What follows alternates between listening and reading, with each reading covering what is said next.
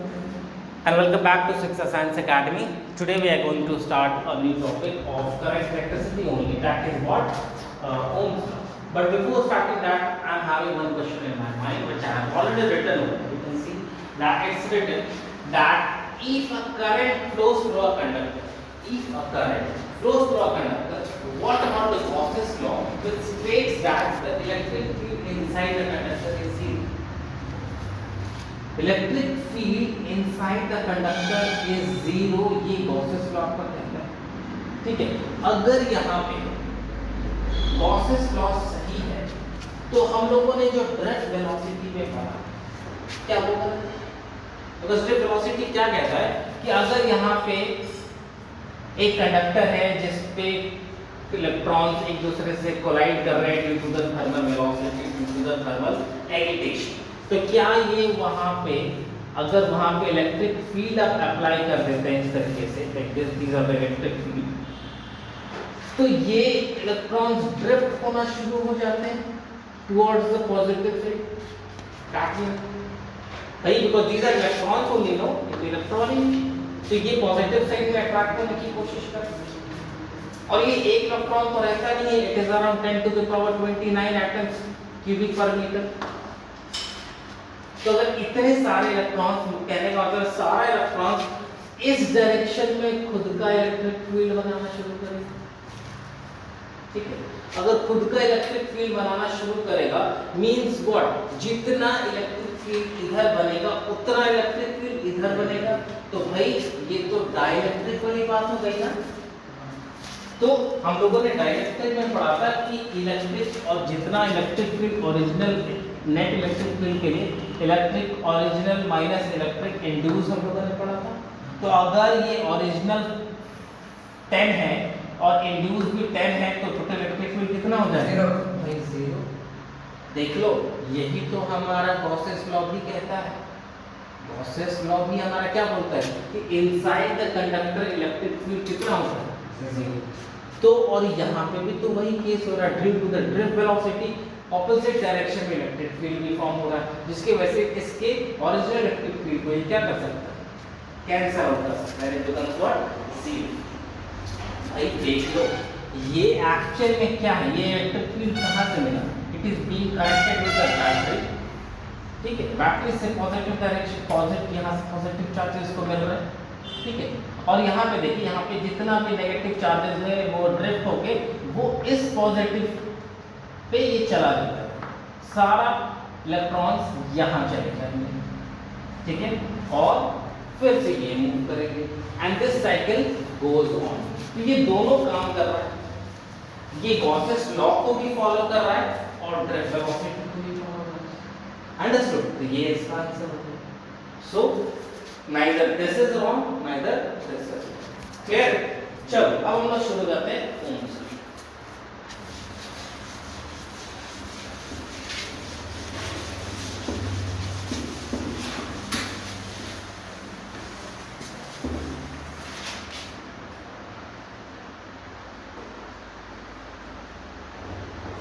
What does the Ohm's law states?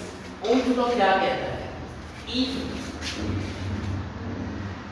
suppose you are having a conductor which is connected with the battery, ठीक है, जिस पे आप voltage को क्या कर सकते हैं?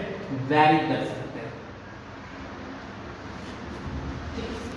तो यहाँ पे कहा जाता है कि if all physical conditions, all physical conditions का मतलब आपका टेम्परेचर, प्रेशर, चाहे जितना फिजिकल कंडीशन है, अगर वो सारा कांस्टेंट रहे तो जितना अमाउंट ऑफ पोटेंशियल डिफरेंस आप अप्लाई करेंगे उतना ज्यादा अमाउंट ऑफ करंट फ्लो करेगा।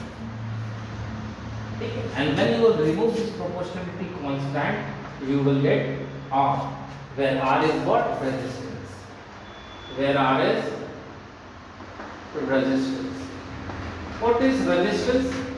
Resistance are those particles which opposes the flow of current.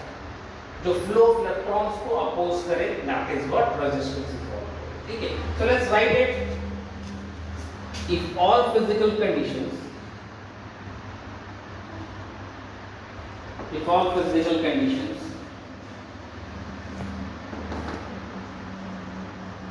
like temperature, pressure,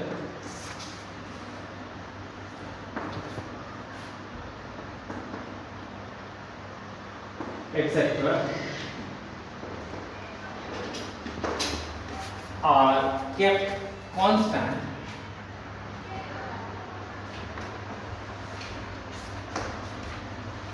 then the potential difference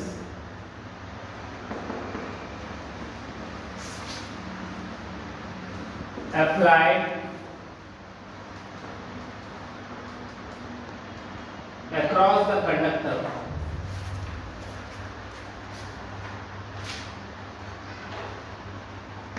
is directly proportional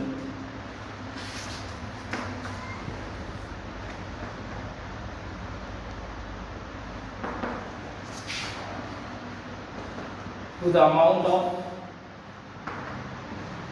current flowing through the circuit.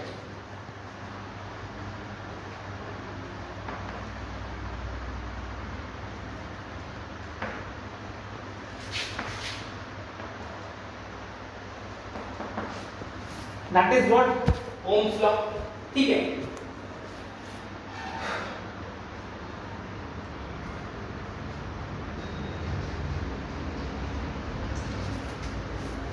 Resistance यहाँ पे एक proportionality constant है which comes into the play whenever the potential difference is applied across the circuit. अगर across the किसी conductor पे आप potential difference apply करते हैं तो वहाँ पे हमेशा करंट के फ्लो के ऑपोजिट में एक हर्डल, एक रुकावट पैदा होता है which leads to the collision of the electrons, जिसकी वजह से हीट प्रोड्यूस होता है. तो that is what resistance is all about. तो उसके लिए हम पहले लिखते हैं that resistance, that the origin of electric resistance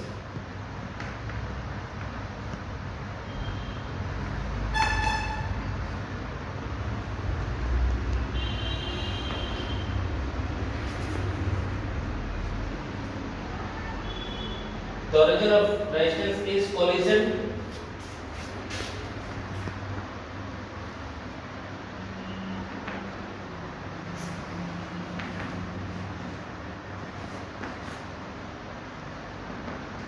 it affects the flow of current. It affects the current. The current को affect करता है. Means when we talk about the conductors तो उसमें resistance कम होगा. When we talk about insulators तो उसमें resistance ज़्यादा होगा. When we talk about semiconductor तो उसमें moderate amount of resistance होता है depending upon the conditions. और वो क्या conditions है? उन conditions के बारे में हम लोग बात करेंगे. ओके, तो फिलहाल तो इतना जानेंगे और रेजिस्टेंस के बारे में और भी चीजें हम लोग बात कर सकते हैं. ये जो रेजिस्टेंस है ये किन किन फैक्टर्स पे डिपेंड करता है. ठीक है, what are the factors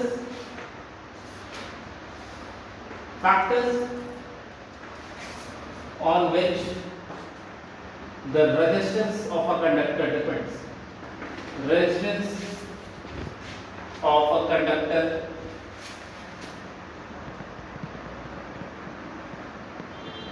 depends. So generally I will say that resistance depends upon the length and it is inversely proportional to the area. So here I am rubbing the down one. Okay.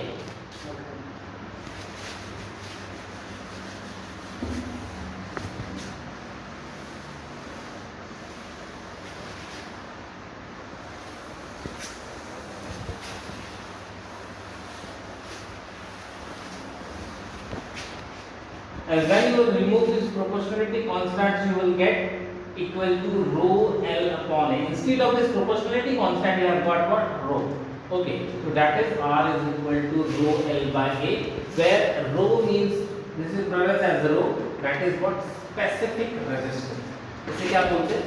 Specific resistance. We'll talk about the specific resistance in detail, but first of all, let me tell you that how resistance depends upon the length of the conductor and area. Suppose you can concentrate over here. If the length is 1 meter, unit meter, okay, and it is being said that only 10 electrons are there. 3, 4, 5, 6, 7, 8, 9, 10. 10 electrons are there in a unit meter. in a unit length if the total number of electrons is 10, and when you increase the length means 2 unit, that is 2 meter, then how many electrons will be there? 20. Means as the length is increasing, the resistance is also increasing. भाई length बढ़ेगा तो उसके अंदर का particles भी तो increase करेंगे, तो उनकी अगर उनका लेंथ इंक्रीज करा तो उनके अंदर का पार्टिकल्स बढ़ा, अगर उनका अंदर का पार्टिकल्स बढ़ा तो उसमें से जो करंट फ्लो करेंगे उस पे हर्डल्स भी तो बढ़ेंगे, उन पे कोलिजन भी तो बढ़ेगा, उनका क्या बढ़ेगा? कोलिजन भी तो बढ़ेगा। कोलिजन समझ रहे? टकराव, वो टकराव भी बढ़ेगा, टकराव बढ़ेगा तो हीटिंग इफेक्ट होगा। Clear? Now about the area, when the area is increased the resistance decrease. Suppose you are having this length, आपके पास एक यूनिट लेंथ है जिसमें कितने इलेक्ट्रॉन्स हैं? 10। अगर उसके एरिया, क्रॉस सेक्शनल एरिया को आपने बड़ा कर दिया तो उसका लेंथ क्या हो जाएगा? शॉर्ट, और उसका पार्टिकल्स तो उतना ही रहने वाले हैं। तो यहाँ पे गैप देख लीजिए कम है, लेकिन यहाँ पे गैप क्या है? ज्यादा है। Means as the cross sectional area increases, the resistance of a conductor decreases, because it is inversely proportional. कि जैसे ही सिंपल सा बात है भाई, आप इस हिसाब से देख लो, लाइकवाइज आप एक ऐसे गली से गुजर रहे हो, you are the current, ठीक है, and when you are passing out through such a pathway which is very narrow, very steep, और वहां पे बहुत सारे गुंडे हैं, तो आपको बचने का मौका मिलेगा नहीं। लेकिन अगर वो गली थोड़ा चौड़ा रहेगा, थोड़ा क्या बहुत चौड़ा रहेगा, तो इधर गुंडे आप कहीं से भाग सकते हो, ठीक है। मींस एरिया ज्यादा होने से गैप ज्यादा होगा, गैप ज्यादा होगा तो कोलिजन करंट के साथ नहीं होगा पार्टिकल से, तो इसका रेजिस्टेंस वहां पे नहीं होगा, ठीक है। Now here I have what about the specific resistance. अब हम लोग बात करेंगे स्पेसिफिक रेजिस्टेंस के बारे में। Okay, let's talk about the specific resistance. Here rho is equal to R into A upon length, हम लोग लिख सकते हैं by the cross multiplication. Rho R, we know that R is equal to rho L by A, so R into A by L will get rho. So if I keep area as 1 meter square area, length as 1 meter and resistance 1 ohm, याद रहे resistance का ऐसा unit होता है ओम। क्या होता है? ओम। तो आपका स्पेसिफिक रेजिस्टेंस कितना होगा? 1। या फिर आप इस हिसाब से देखें कि आपका एरिया 1 मीटर स्क्वायर है, लेंथ आपका 1 मीटर है, तो आपका स्पेसिफिक रेजिस्टेंस किसके बराबर है भाई? रेजिस्टेंस के बराबर, ठीक है। सो रेजिस्टेंस क्या है? ये आपको बताता है कि मान लेते हैं कि एक आपने कंडक्टर ऐसा खरीदा कि जिसमें 10,000 ओम है, तो आप बोलेंगे भाई हमको एक ऐसा इंसुलेटर दो या कंडक्टर दो, ये एक ऐसा सब्सटेंस दो जिसमें 10,000 ओम है, तो जो आप 10,000 ओम मांग रहे हैं वो उसकी क्या है? प्रॉपर्टी है।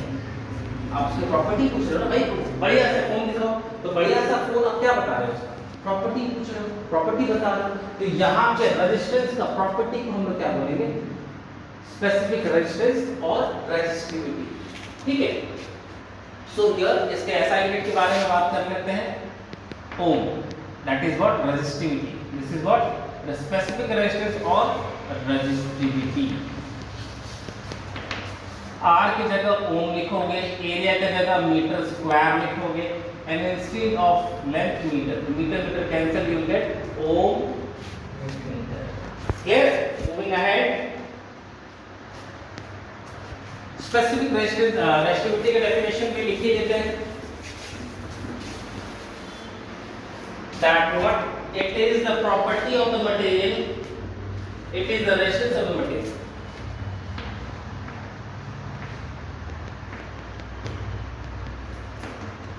It is the resistance of the material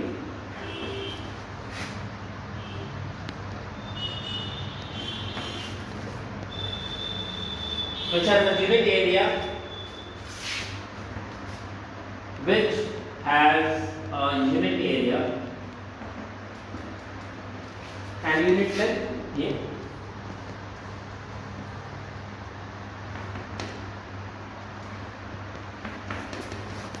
clear है?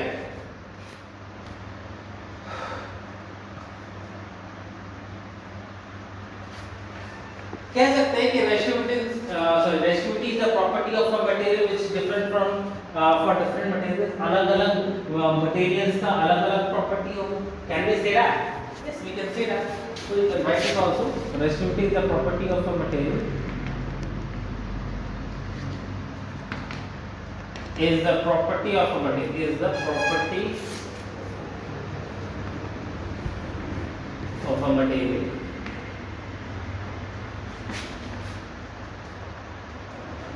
Which is different for different materials.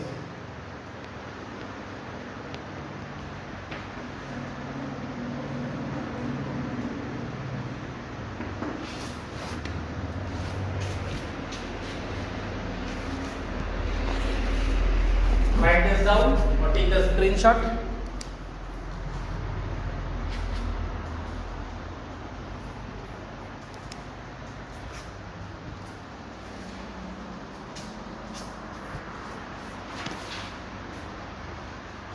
Camera पे hit, okay?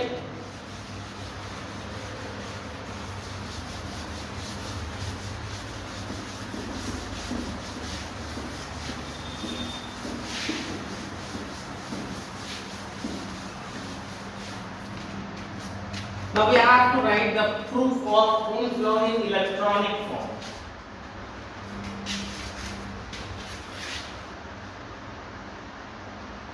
Proof of Ohm's law in electronic form. Clear? In the previous chapter we have studied this. Concentrate here. We know that for current we had a relation between the drift velocity and the current, and that is what NEAV ये मिला था। I is equal to NEAVT, where N is what number of electrons, E is what electrons, area and drift velocity। ठीक है, इस drift velocity के लिए drift velocity के लिए आप E tau अपॉन m लिख सकते हो क्या? भाई ये फॉर्मूला हम लोगों ने कल फाइंड आउट करा था, याद करो। E tau upon m. So on multiplication what you will get? NE square AE tau upon m. Will you get this? देख सकते हो ऐसा? ठीक है, अगर हमको इसको ओम्स लॉ के फॉर्म पे लिखना है, if I have to write it in the form of what? Ohm's law, तो क्या यहां पे हम इलेक्ट्रिक फील्ड के जगह इंस्टेड ऑफ दिस, अगर हम यहाँ इसको पहले आप एक काम करो, इसको कैपिटल लिख ले, otherwise you will get confused, you will get what? Confused. ठीक है, try to do this. Can you write it this NE square यहाँ पे NE square A into E into L upon tau upon M? बोलिए कहाँ से लिखे? From where I have written this? यहाँ electric field के लिए do you know EDR? Instead of this V is equal to EL we can write, because अगर आप इसको इंटीग्रेट करोगे, if it is dV आप इंटीग्रेट करोगे तो you will get EL। तो इस EL के जगह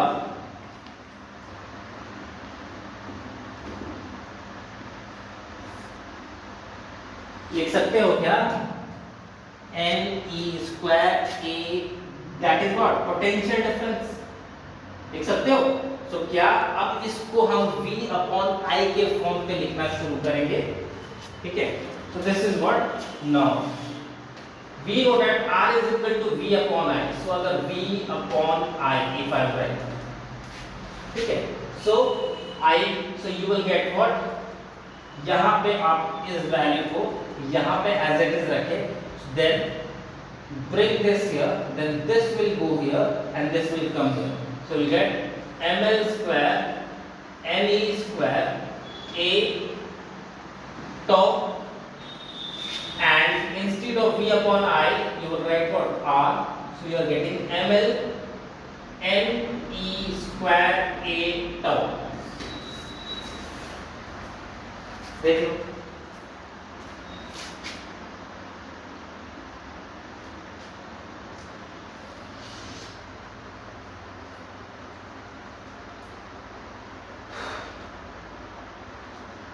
ठीक है।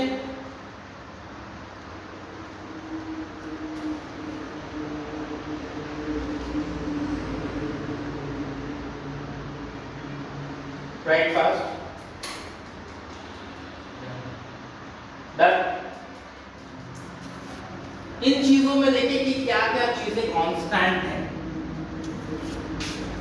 पहला E upon m specific charge होते हैं, that is specific charge and that is what constant, that is what constant। किसी भी एक स्पेसिफिक कंडक्टर के लिए, ये जो हम लोग सॉल्व कर रहे हैं वो किसी एक कंडक्टर के लिए तो कर रहे हैं ना, it is being connected with the battery, एक स्पेसिफिक कंडक्टर के लिए कर रहे हैं। तो अगर एक स्पेसिफिक कंडक्टर के लिए कर रहे होंगे तो इसका नंबर ऑफ इलेक्ट्रॉन n भी तो कांस्टेंट ही होगा ना, है ना, बोलो भाई।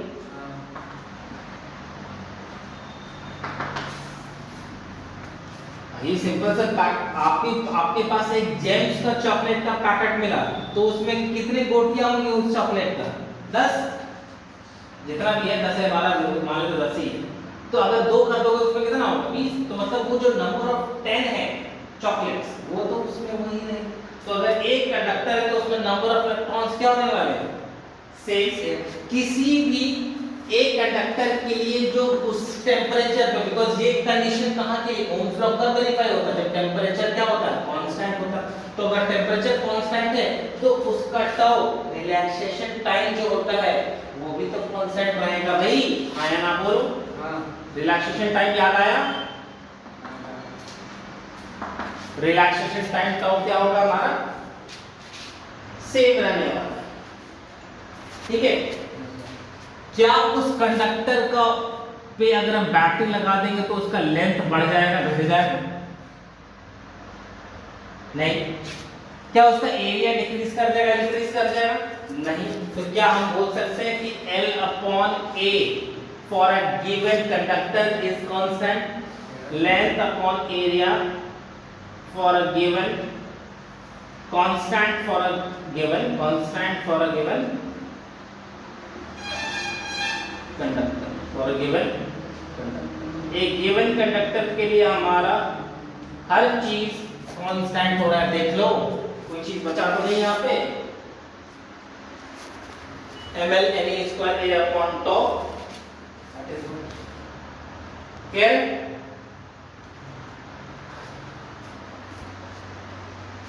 हम लोगों ने ये पढ़ा है कि R is equal to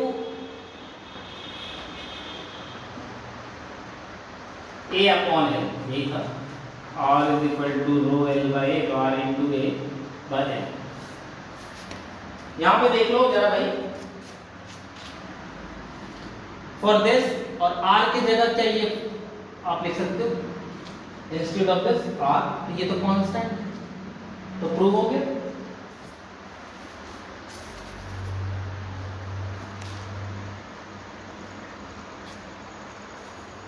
क्यों, देख लो R इज इक्वल टू क्या होता है, रो L बाय A, और रो के लिए यहां से आप फाइंड आउट कर लेंगे।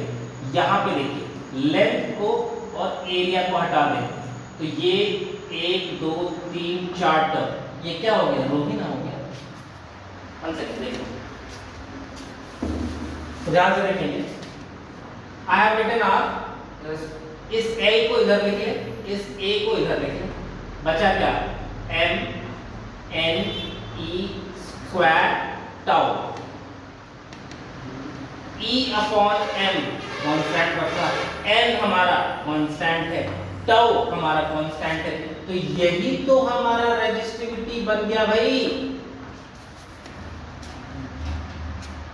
यही तो हमारा स्पेसिफिक रेजिस्टेंस बन गया। तो क्या अगर हम रेजिस्टेंस लिखने वाले हैं R is equal to R into A by L, so इसके जगह R के जगह what will put, M L N E square tau इन, और A इसका छूट गया, into A upon L, so L L will be cancel, A will be get cancel, और रो का वैल्यू क्या आ जाएगा, hence rho is equal to m upon n e square tau, इसे यहाँ पे लिख दिया, ये बहुत काम आने वाला है।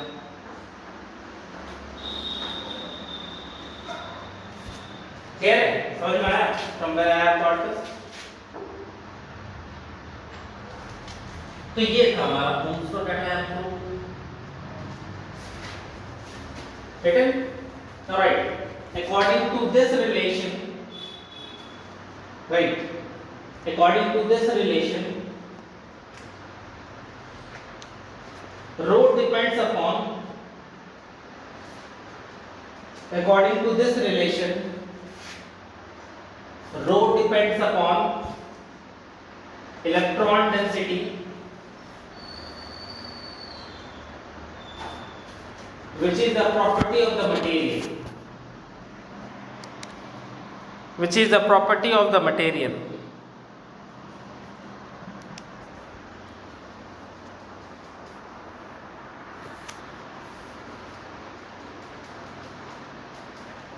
and rho also depends upon the temperature,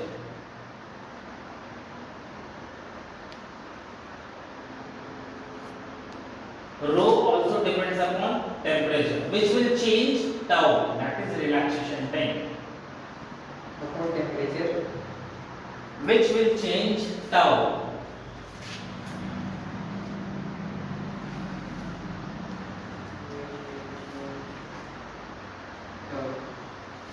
this term doesn't, right, this term doesn't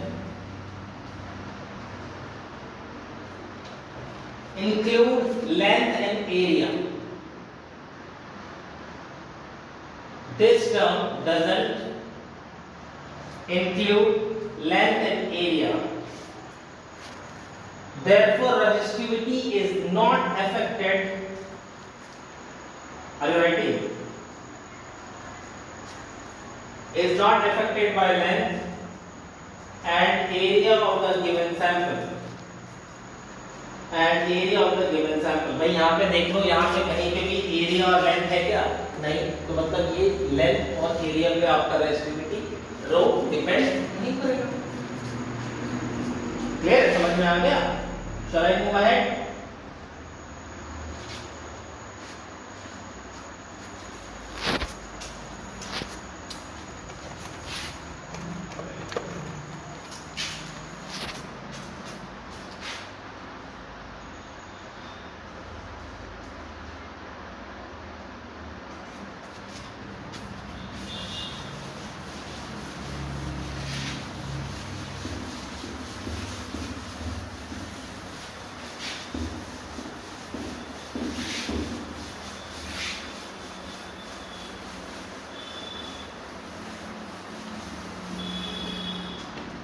Now resistance है तो रेजिस्टिविटी है, तो कंडक्टर है तो कंडक्टिविटी भी तो होगा, आया ना बोल, समझ में आ रहा है? तो कंडक्टिविटी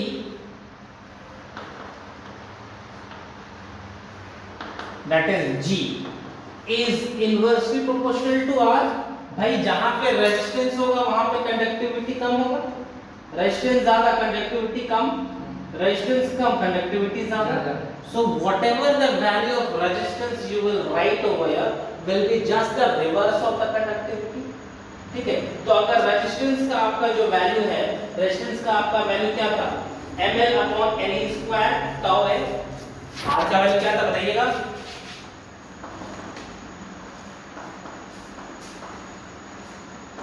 यही था क्या? So you will write 1 upon ml upon ne square a tau. So what you will get? This will go up ne square a tau upon ml. तो ये आपको कंडक्टिविटी हो गया.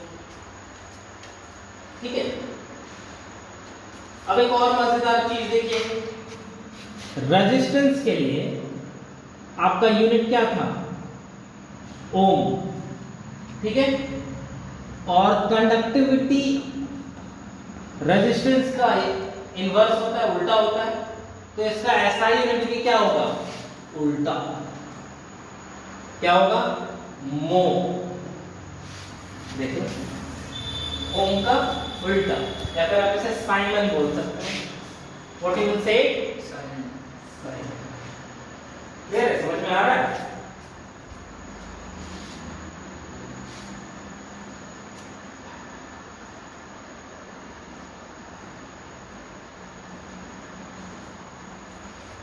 तो रेजिस्टेंस का उल्टा हमारा होता है क्या? आगे. Sorry that is conductance. Because resistance का उल्टा, यहां देख लो, रेजिस्टेंस का उल्टा क्या होगा? कंडक्टेंस. तो कंडक्टेंस का उल्टा रेजिस्टेंस. तो रेजिस्टेंस का वैल्यू अप्लाई लिखा. तो अब हम निकालेंगे conductivity. You will find what? Conductivity. ये किसका उल्टा होगा भाई? तो ये उल्टा होगा हमारा रेजिस्टिविटी का. और रेजिस्टिविटी का वैल्यू 1 अपॉन रो. तो रो का वैल्यू आपने लिखा है 1 upon m n e square upon toe.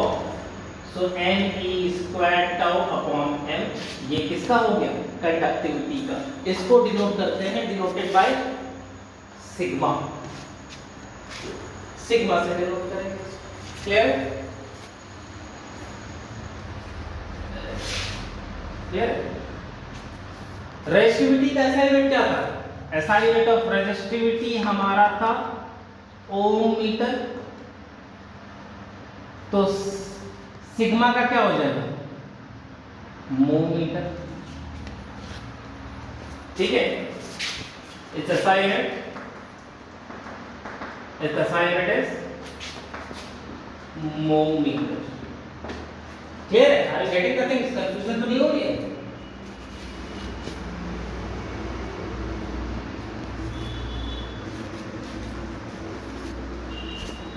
Now the next topic is the mobility.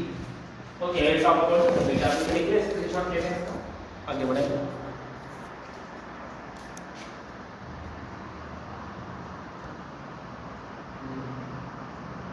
Done? Okay, mobility of charge particles. Case है यहीं पे लिख लेते हैं. कहीं पे मोबिलिटी अब समझते हैं movement. Mobility of charge particles. समझ में तो आ रहा होगा that we are talking about the charge carriers. किसी भी इलेक्ट्रिक फील्ड में एक चार्ज को उठाकर उस पे डाल दो. ठीक है. So we are talking about the motion of the charge carriers. Mobility of the charge carriers. Mobility of charge carriers. It is denoted by mu. इसको mu से denote करते हैं. ठीक है. And it is rated by like this. Drift velocity which doesn't have direction. Because it moves in random direction. ये हमेशा random direction में move करता है. तो इलेक्ट्रिक फील्ड को उसको पुट कर दो. ड्रिफ्ट वेलोसिटी का फॉर्मूला क्या है? याद है कि भूल गए? E tau upon m. M E is here. So E will get cancelled. E tau upon m. That's it. That is the formula for mu. याद रखिए मोबिलिटी के लिए फॉर्मूला है, ठीक है।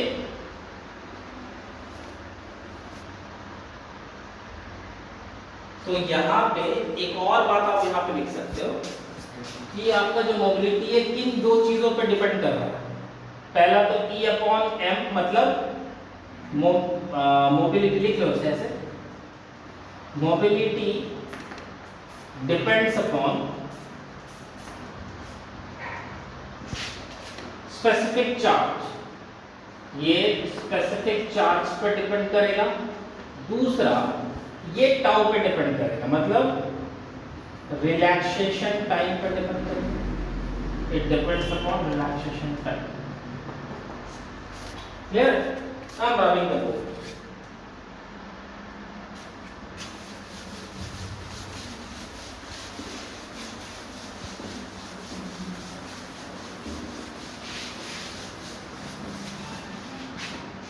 As I was saying that run down तो रखना पड़ेगा।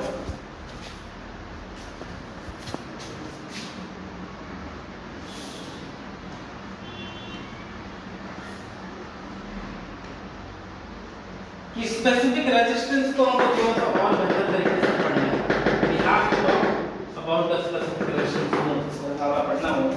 So let's talk about the effect of temperature on resistivity. We'll talk about what? The effect of temperature on resistivity.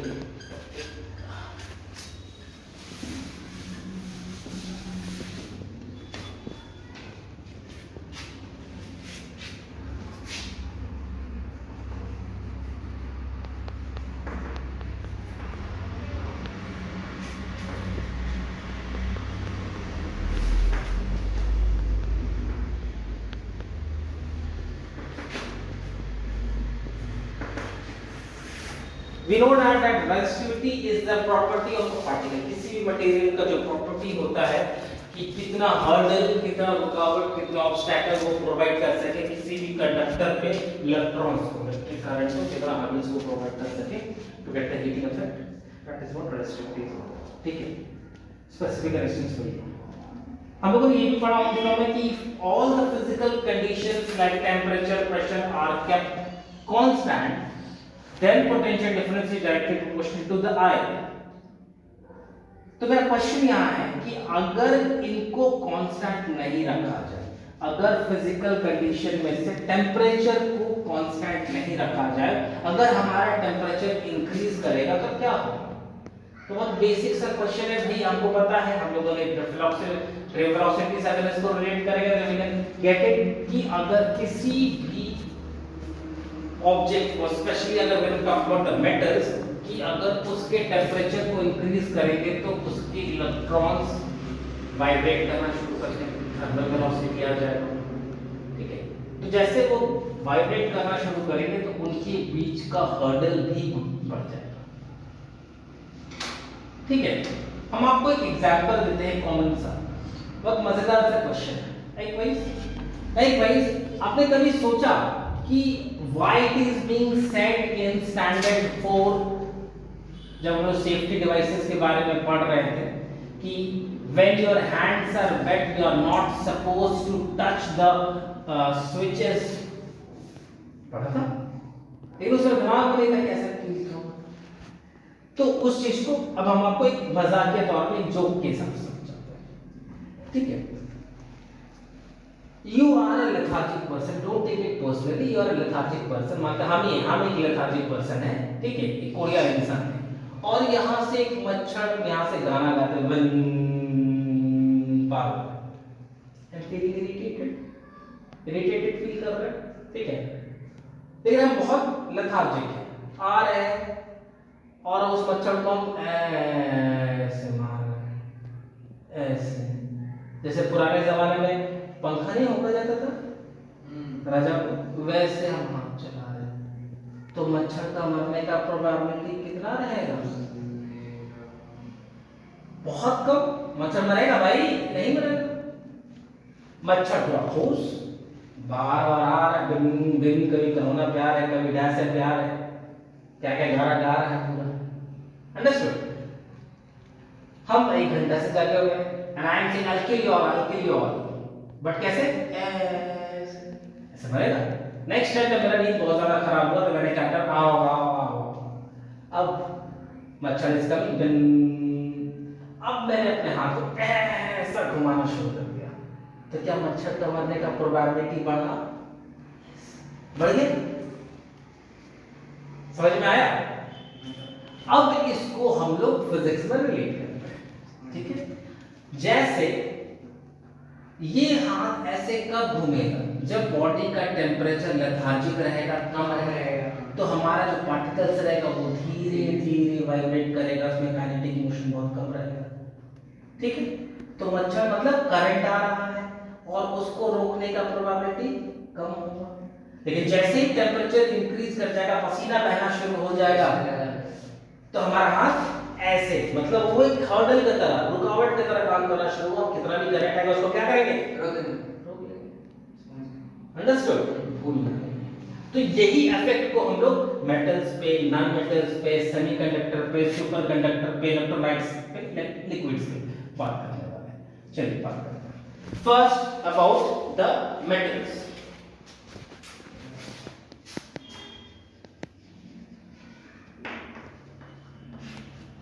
सबसे पहले मेटल्स में अगर आप टेम्परेचर को इंक्रीज करें तो क्या इंक्रीज कर जाएगा? Resistance increase, temperature increases,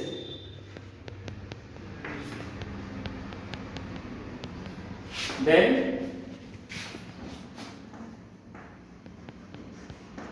resistance increases, ठीक है? ये तो समझ में आ गया आपको। अब इसका रीजन लिख लेते हैं।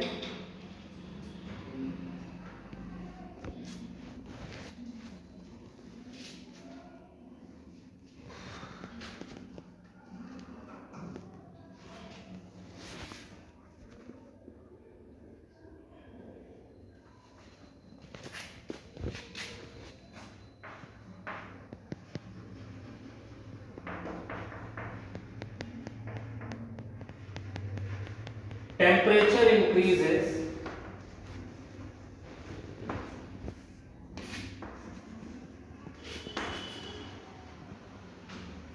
then thermal velocity increases,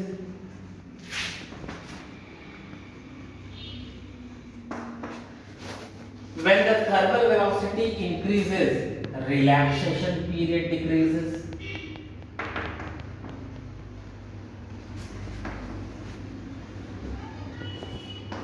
when the relaxation period decreases, number of collision increases,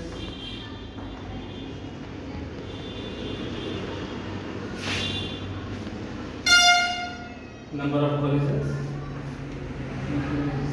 All these are related, सारा चीज एक दूसरे से रिलेटेड। पर सेकेंड लिख सकते हैं इसको, पर सेकेंड इंक्रीजेस,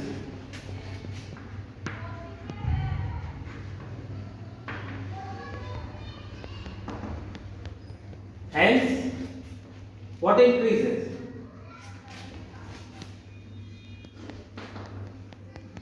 Resistance increases। भाई इस बात को ध्यान से समझेंगे, यहाँ पे क्या हो रहा है कि आपने जैसे टेम्परेचर को इंक्रीज किया तो इलेक्ट्रॉन्स का थर्मल वेलोसिटी इंक्रीज कर दिया, जैसे थर्मल वेलोसिटी इंक्रीज कर दिया तो उनका रिलैक्सेशन पीरियड, किनका? दो पार्टिकल्स के बीच के जो कोलिजन का रिलैक्सेशन पीरियड वो डिक्रीज कर दिया, तो नंबर ऑफ कोलिजन क्या कर गया? इंक्रीज कर दिया पर सेकंड, तो रेजिस्टेंस ऑटोमेटिकली क्या करेगा? इंक्रीज करेगा। क्लियर? मूविंग अहेड, यहां से एक टर्म हमारे पास में आता है, thermal coefficient of resistivity. Right time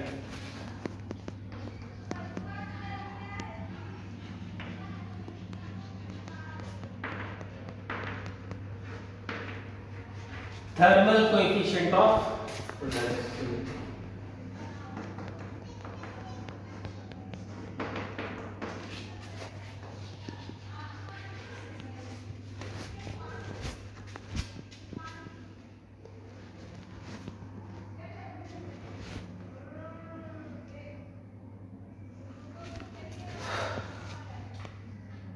Right? Yes. This is the increase in this is the increase in the resistance. यहाँ पे resistance को हम अल्फा लेके चलेंगे. Take it as alpha. वो अल्फा दिख रहा है क्या? हाँ दिख रहा है. Okay, moving ahead. This is the increase in the resistance. अगर अल्फा increase करेगा in a same material.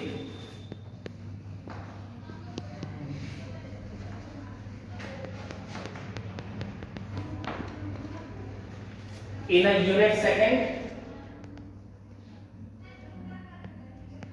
whose resistance is 1 ohm.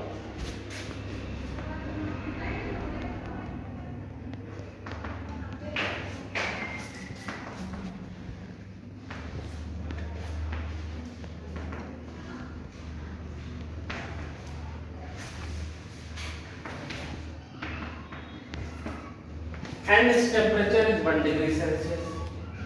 What I mean to say over here कि अगर किसी भी मटेरियल को आप 1 डिग्री सेल्सियस से और जिसका मटेरियल का रेजिस्टेंस 1 ओम हो रेजिस्टेंस प्रोवाइड करेंगे तो उसका थर्मल कोएफिशिएंट कितना होने वाला है? तो उसका thermal coefficient will be around 1 ओम. तो इसको हम उस हिसाब से फार्मूला पे लिखना शुरू करेंगे. कहना हम क्या चाहते हैं एक सैंपल के तौर पे समझिए. Suppose R naught is the increased resistivity. ठीक है, increased resistivity कैसे हुआ? आपने उनको heat दिया. You have given what? Heat, that is delta T. When you have provided that very delta heat, तो आपने उसको चेंज कर दिया R naught से R. हुआ क्या कि इनका जो रेजिस्टेंस अब क्या हुआ? इंक्रीज हुआ. इंक्रीज रेजिस्टेंस देख लो. R नॉट था उसको आपने हीट दिया कितना? Delta T and it has been converted into resistance. ठीक है, तो that is what increase resistance, that is per unit. Per unit आपका बढ़ा, पर यूनिट आपका रेजिस्टेंस इंक्रीज करा. तो how much change is there? So you write R minus R naught. क्या change हुआ? That is R minus R naught when you have provided delta T or R naught. So that what is the formula you have got for alpha. And alpha is what over here? Alpha is what? The coefficient, the thermal coefficient of resistivity. Once again I am writing over here. R minus R naught into delta T. तो अगर आपको यहाँ से new resistance find out करना है, for finding out the new resistance, what you will write? You will write R naught into alpha R naught delta T. R naught plus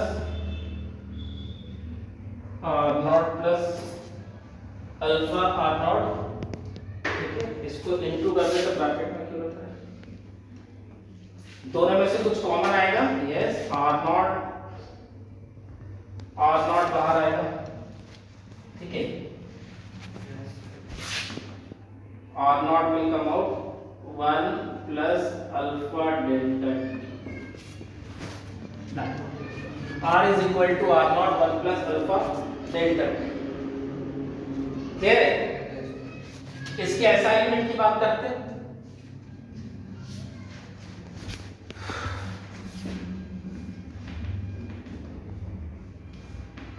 its assignment is T inverse. सही, सिर्फ 1 upon T तो रहेगा, temperature रहेगा, तो you get what? T inverse. Okay. Oh no, that is K inverse. Dimension T inverse. Dimension is T inverse. Kelvin inverse, that is time inverse. Clear है? तो that is what thermal coefficient of resistivity is, what thermal coefficient alpha, जहां पे आप किसी भी resistance पे R not resistance तक उसको चेंज करना चाहते हो by providing 1 degree Celsius temperature, ठीक है, at the unit length, ठीक है, then you will get this like this. R not पे आपने डेल्टा T हीट प्रोवाइड करवाया, ठीक है, then it has changed to R. So this is the change upon R naught, ये heat देकर that is got thermal coefficient of resistivity, ठीक है. So on cross multiplying you will get this. First you will not यहाँ पे step को और बढ़ा देते हैं, R naught delta T, ठीक है, is equal to R minus R naught. So ये R naught इधर आ जाएगा तो ये प्लस में हो जाएगा, so R naught plus alpha R naught delta T, दोनों में से R naught कॉमन है, 1 plus alpha delta T. Clear है? Moving ahead, solve that this,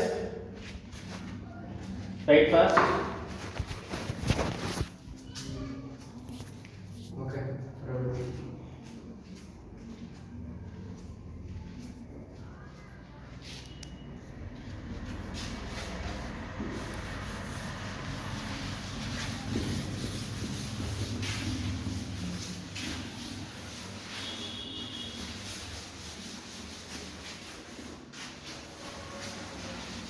Now write the metals तो हो गया है ना. Now write alloy.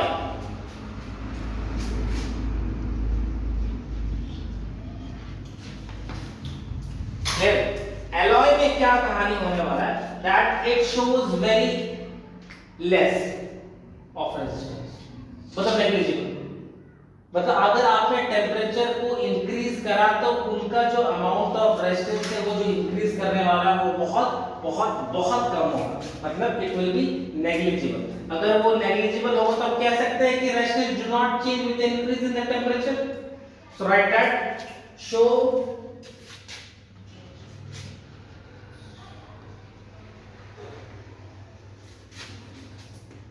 very small change negligible. So resistance do not change.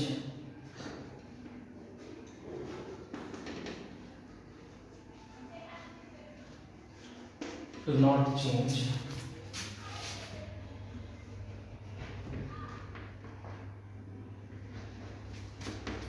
With increase in temperature. With increase in temperature. आपने देखा होगा कि जनरली अगर आपको किसी, मान लीजिए आप लैब में हैं और लैब में एक एक्सपेरिमेंट कर रहे हैं, doing one experiment with aluminium wire. आप एल्युमिनियम वायर से एक्सपेरिमेंट कर रहे हैं तो ऑब्वियसली आप वो एक्सपेरिमेंट को 2-3 बार करेंगे. तो शुरू में तो वो आपका वायर ठंडा रहेगा, लेकिन जैसे जैसे आप बार-बार उसको करंट देंगे उसका हीट क्या होगा, इंक्रीज करेगा, इस टेम्परेचर में इंक्रीज. मान लेते हैं कि 10 ओम का इसका रेजिस्टेंस है, आपको फाइंड आउट कर रहा है, तो वो पहली बार में जब वो ठंडा था वो 10 ओम देगा. अगर वो एल्युमिनियम है, कंडक्टर है, तो ऑब्वियसली उसका रेजिस्टेंस इंक्रीज करेगा. और वो नेक्स्ट टाइम आप करें तो 11 ओम शो करेगा, तो you are not getting the net. लेकिन अगर आप नाइक्रोम यूज कर रहे हैं, you are using what, nichrome, which is an alloy, जो कि किसके मिलकर बना है, निकेल और क्रोमियम से मिलकर बना है, तो उनका चेंज बिल्कुल भी नहीं होता है, तो रेजिस्टेंस उनका नहीं बनता है. तो आप उनका रेजिस्टेंस निकालोगे तो आपको एग्जैक्ट वैल्यू निकलेगा. इसलिए एलॉय का यूज ऐसा किया जाता है. इसलिए हम लोग इसको स्टैंडर्ड रेजिस्टेंस के रूप में यूज किया जाता है. Due to this property, write it, due to this property,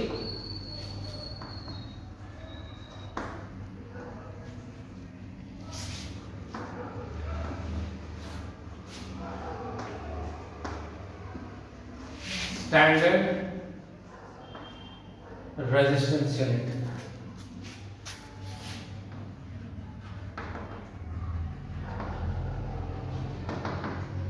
in laboratory. Okay.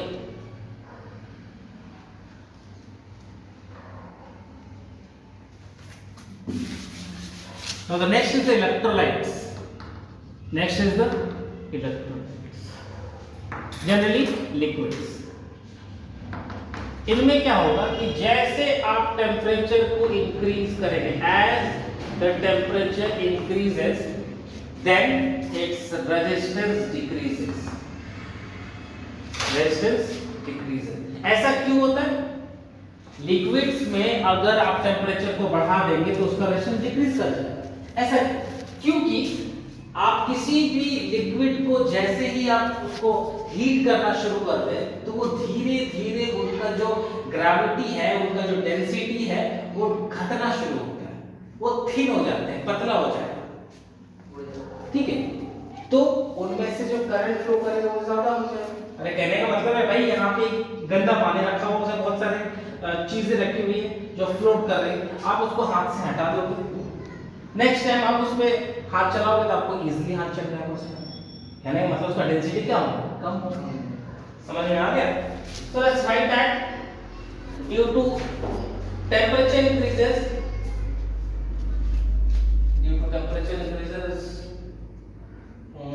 at high temperature,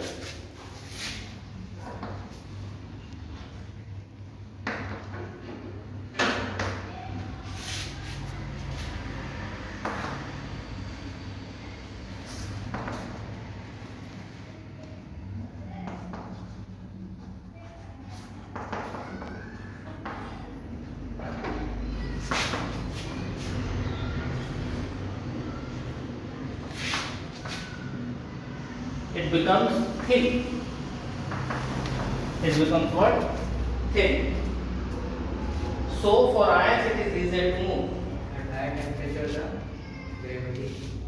At high temperature the gravity, bracket में density of liquid decreases, becomes thin.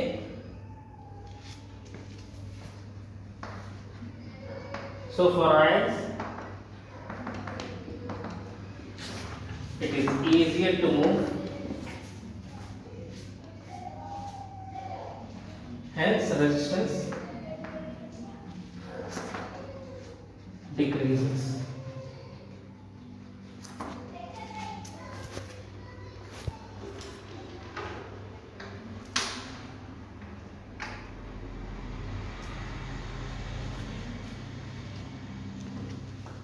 Next is the insulator. Insulator के बारे में जानते हैं कि अगर उसका temperature को इंक्रीज करेगा तो क्या होगा? उनका रेजिस्टेंस डिक्रीज कर जाएगा. भाई उनका रेजिस्टेंस बहुत ज्यादा रहता है, they have already high resistance. तो अगर बहुत ज्यादा, याद रहे मतलब उसको 10 मान लीजिए आप 10 डिग्री सेल्सियस देगा तो उनको कुछ नहीं होगा. लेकिन अगर उनको 100 डिग्री सेल्सियस दे देते हैं, मतलब ये जस्ट एन एग्जांपल, अगर उसको बहुत ज्यादा टेम्परेचर देना शुरू करते हैं, when you start giving very high temperature to it, तो वो क्या करेगा कि वो उनका आयोनाइजेशन हो जाएगा, उनका ब्रेकडाउन होना शुरू होता है और उनके एटम में से इलेक्ट्रॉन्स निकल के बाहर आना शुरू हो जाता है. क्लियर है? So let's write that temperature increases and resistance decreases. Temperature increases,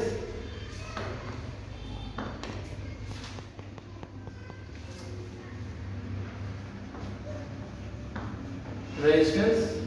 ये इसका रीजन है, ठीक है, ये रीजन मैंने लिखा ही नहीं.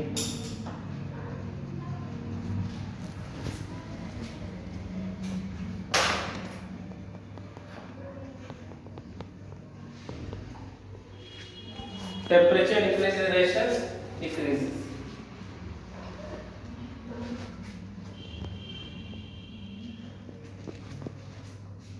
रीजन लिखिए. At very high temperature,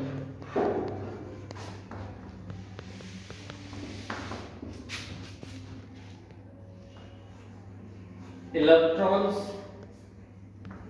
ejected out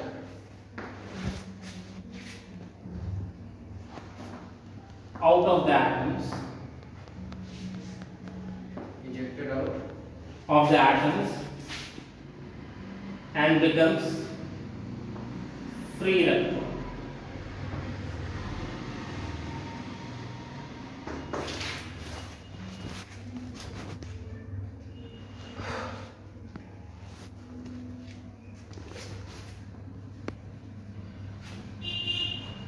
अगर ऐसा केस होगा तो उसका कंडक्टिविटी इंक्रीज करता है, hence it's conductivity increases and resistivity decreases,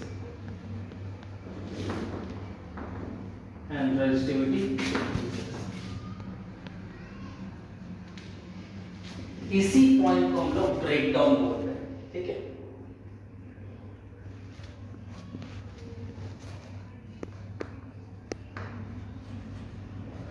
Finally, it is breakdown.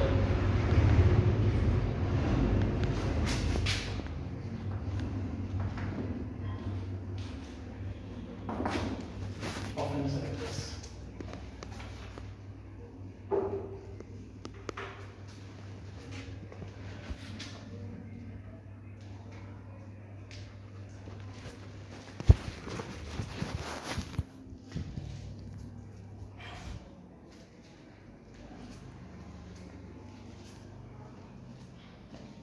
Right fast.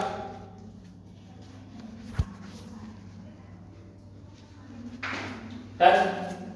Now two topics are there: thermistor and superconductor.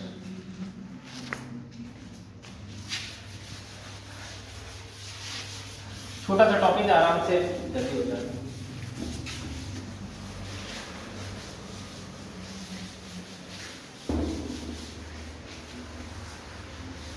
Super conductor के बारे में हम लोग बात करेंगे तो सिंपल सा बात है कि उसका रेजिस्टेंस बहुत ज्यादा, मतलब जीरो, नेग्लिजिबल, उसका रेजिस्टेंस बिल्कुल भी नहीं होता, ठीक है। मतलब वो लोअर टेम्परेचर पे, इवन 0 डिग्री सेल्सियस पे भी वो कंडक्टिविटी कर सकता है।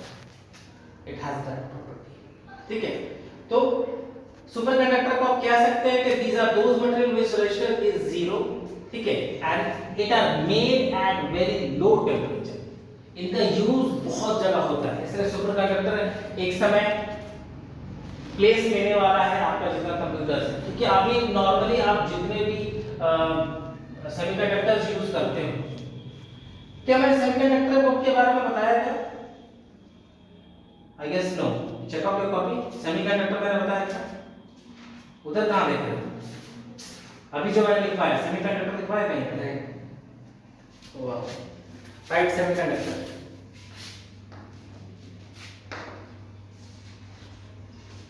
पहले सेमीकंडक्टर कर लेते हैं, फिर मैं सुपर कंडक्टर करेंगे। भाई इसमें क्या होगा कि इसका टेम्परेचर इंक्रीज करेंगे तो रेजिस्टेंस का भी डिक्रीज होता है।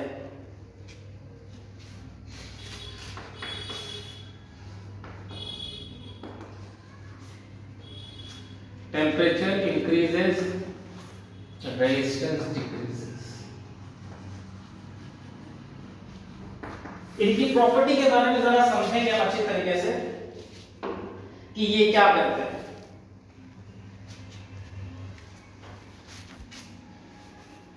जैसे जैसे आप टेम्परेचर को इंक्रीज करते हैं, इनका जो नंबर ऑफ फ्री इलेक्ट्रॉन्स होते हैं वो बढ़ना शुरू हो जाता है। इनका नंबर ऑफ इलेक्ट्रॉन्स बढ़ना शुरू हो जाता है। क्यों? क्योंकि देखो ये एक डेडलाइन पे रहते हैं, यहाँ पे कंडक्टर्स है, यहाँ पे इंसुलेटर्स होते हैं, तो यहाँ सेमीकंडक्टर। लेकिन सेमीकंडक्टर में प्रॉपर्टी के जैसे उनको आप टेम्परेचर देना शुरू करते हो तो वो फ्लक्चुएट करना शुरू करता है, ठीक है। उसको एक सही स्टैंडर्ड टेम्परेचर मिला तो वो कहां पहुंचे कंडक्टर से। मतलब जैसे ही टेम्परेचर को बढ़ाएंगे तो हमारा नंबर ऑफ इलेक्ट्रॉन्स क्या हो जाएगा? इंक्रीज कर जाएगा। अगर हमारा नंबर ऑफ इलेक्ट्रॉन्स इंक्रीज कर जाएगा तो उनका जो रेजिस्टेंस है वो डिक्रीज करना शुरू कर जाएगा। क्यों? देखिए इस फॉर्मूले को देखिए, R is equal to ml upon ne square a tau। अगर उनका नंबर ऑफ इलेक्ट्रॉन्स अगर बढ़ गया तो उनका रिलैक्सेशन टाइम डिक्रीज कर जाएगा। उनका रिलैक्सेशन टाइम डिक्रीज कर जाएगा तो यहां पर रेजिस्टेंस डिक्रीज कर जाएगा। भाई यहां पे आप इसको देखिए इस हिसाब से, sorry not of this, number of electrons increase किया तो आपका ये इनवर्सली प्रोपोर्शनल दिख रहा है, तो रेजिस्टेंस आपका क्या हो जाएगा? डिक्रीज हो जाएगा, ठीक है। So that was why that due to temperature increases, और रीजन में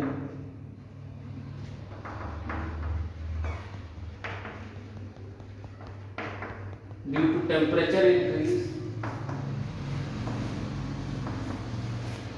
number of electrons increases.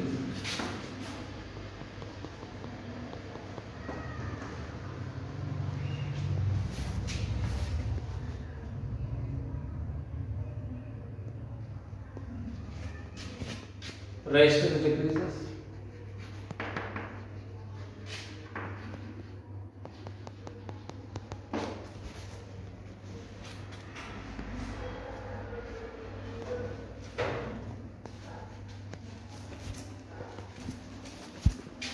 अब यहां पे आते हैं जिसको मैंने यहां पर नेग्लेक्ट किया, यहां पे देख लीजिए, ठीक है, बिकॉज ये भी एक फैक्टर है भाई। अगर रिलैक्सेशन, यहां पे रिलैक्सेशन टाइम घटेगा तो ये तो बढ़ना चाहिए, ठीक है, बिकॉज ये दोनों इन्वर्सली नंबर ऑफ इलेक्ट्रॉन्स अगर बढ़ गया तो आपका रिलैक्सेशन टाइम घट जाएगा, ठीक है। रिलैक्सेशन टाइम घटेगा तो उस हिसाब से आपका रेजिस्टेंस बढ़ना चाहिए, लेकिन ये रेजिस्टेंस क्या हो रहा है, घट रहा है। इसका मतलब इन दोनों के बीच में कोई कंपटीशन हुआ होगा, नंबर ऑफ इलेक्ट्रॉन्स और रिलैक्सेशन टाइम के बीच का कोई कंपटीशन हुआ होगा, और उस कंपटीशन में कौन जीता होगा, नंबर ऑफ इलेक्ट्रॉन जीता होगा, तभी तो उसको घटा दिया। तो इस बात को हम लिख लेंगे that the effect of tau decreases. Here the effect of relaxation time decreases, hence neglected. अब तो डाउट नहीं रहा ना कि रिलैक्सेशन टाइम को क्यों मैंने नेग्लेक्ट करा, बिकॉज उनका भी इफेक्ट होता है, लेकिन नंबर ऑफ इलेक्ट्रॉन्स इतना ज्यादा होता है, इनका पॉपुलेशन इतना ज्यादा होता है, इनका हाई पॉपुलेशन इतना ज्यादा होता है कि रिलैक्सेशन टाइम उसको कंपेयर ही नहीं कर सकते, तो वो उसको आप नेग्लेक्ट कर देंगे। क्लियर है? अब हम लोग बात करेंगे थर्मिस्टर के बारे में। Will talk about thermistors. हाँ, ये वही चीज है जो पहले थर्मोमीटर था आपका, जिसमें मरकरी रहता था, लेकिन अब उसका जगह डॉक्टरों ने इलेक्ट्रॉनिक थर्मोमीटर का यूज करते हैं। तो इलेक्ट्रॉनिक थर्मोमीटर में क्या होता है कि आप थोड़ा सा टेम्परेचर उसको दोगे तो उसका तुरंत करंट भागता है, उसको पहले लिखते हैं, their resistance change very rapidly, their resistance change very rapidly as the temperature changes, as the temperature changes.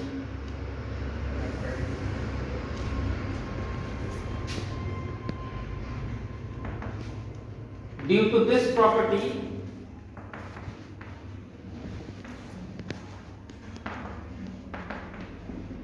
it is used in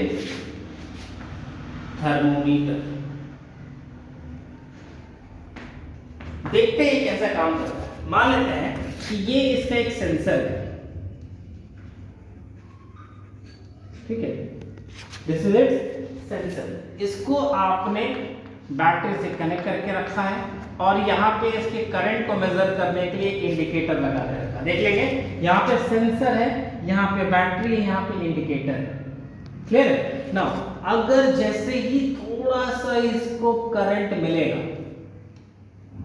या फिर तो फिर ये रेजिस्टेंस फील करेगा, तो इसके करंट में तुरंत डिफ्लेक्शन शो करना शुरू करता है।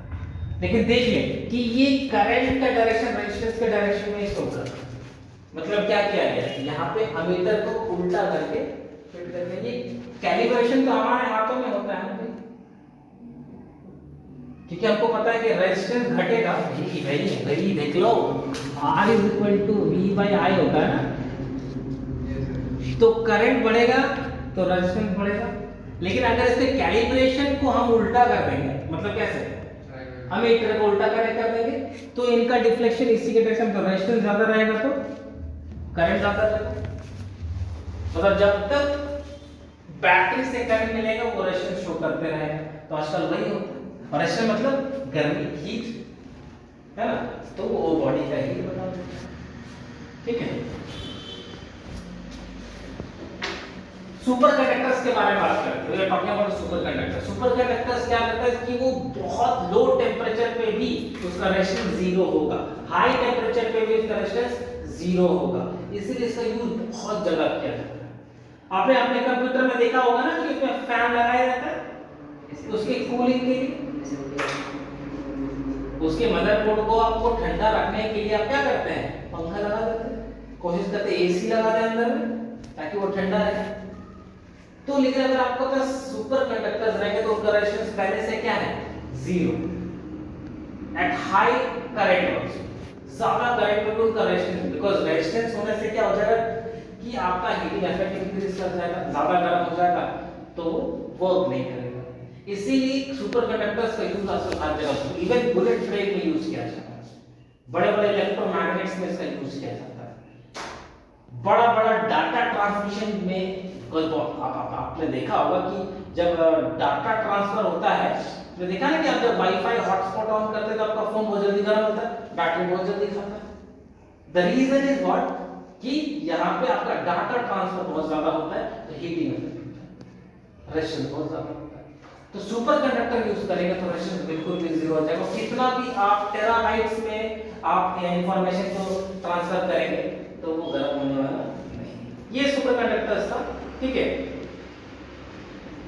तो किसी भी मटेरियल को आप जिस टेम्परेचर पे सुपर कंडक्टर बनाते हो उस टेम्परेचर को हम लोग क्रिटिकल टेम्परेचर बोलते हैं।